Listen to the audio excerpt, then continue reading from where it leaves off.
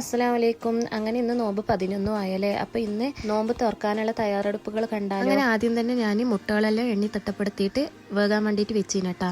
ഇന്ന് ഈ മുട്ട എണ്ണാൻ കാണിച്ച ഇൻട്രസ്റ്റ് പണ്ട് പഠിക്കുമ്പോൾ മാത്സിൽ കാണിച്ചിരുന്നുണ്ടെങ്കിൽ ഇന്ന് ഏതോ ലെവൽക്ക് എത്തണ്ടായി എന്നല്ല നിങ്ങൾ വിചാരിച്ച് ആടാ. ഈ മുട്ട എണ്ണുമ്പോൾ ഞാനും അതാണ് കേട്ടോ വിചാരിച്ചിട്ടുണ്ടായത്.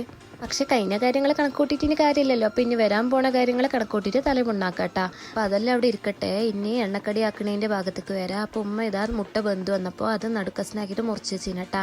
പിന്നെ അതുപോലെ തന്നെ ഉരുളക്കിഴങ്ങ് സ്ലൈസായിട്ട് മുറിച്ച് വെച്ചിന്.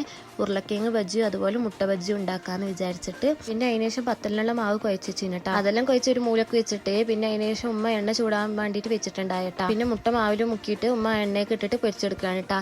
സാധാരണ ഒരു കടി ഉണ്ടാക്കുമ്പോൾ തന്നെ കയ്യിലും കാലിലെല്ലാം അടയാളം ഉണ്ടാക്കണം കൊണ്ട് തന്നെ ഈ മുട്ട പൊരിക്കുമ്പോൾ ഉമ്മ ഇതിൻ്റെ അടുത്തേക്ക് പോലും എന്നെ അടുപ്പിച്ചിട്ടില്ലട്ടാ. പിന്നെയും ദൂരെ നിന്ന് സൂമാക്കിയിട്ടെല്ലാം വീഡിയോ എടുത്തതാ.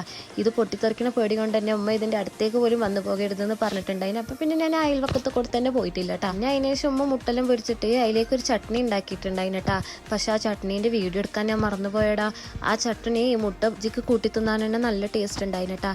പിന്നെ അതിന് ശേഷം ഇതാ ഒരു ബദാം ജ്യൂസ് ആക്കിയിട്ടുണ്ടായി. അതും അടിപൊളിയായിട്ടുണ്ടായി. പിന്നെ ഇന്ന് നാസ്തക്ക് പത്തിലായിരുന്നു കേട്ടാ.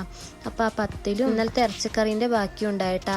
അപ്പോൾ അതെല്ലാം കൂട്ടിയിട്ട് നാസ്റ്റൊക്കെയുള്ളത് സെറ്റായിട്ടുണ്ടായി. അപ്പോൾ ഇന്നത്തെ വീഡിയോ ഇത്രയേ ഉള്ളൂ. ഇഷ്ടപ്പെട്ടെന്നുണ്ടെങ്കിൽ സബ്സ്ക്രൈബ് ചെയ്യാനും മറക്കണ്ട. അപ്പോൾ ഓക്കെ, ബൈ.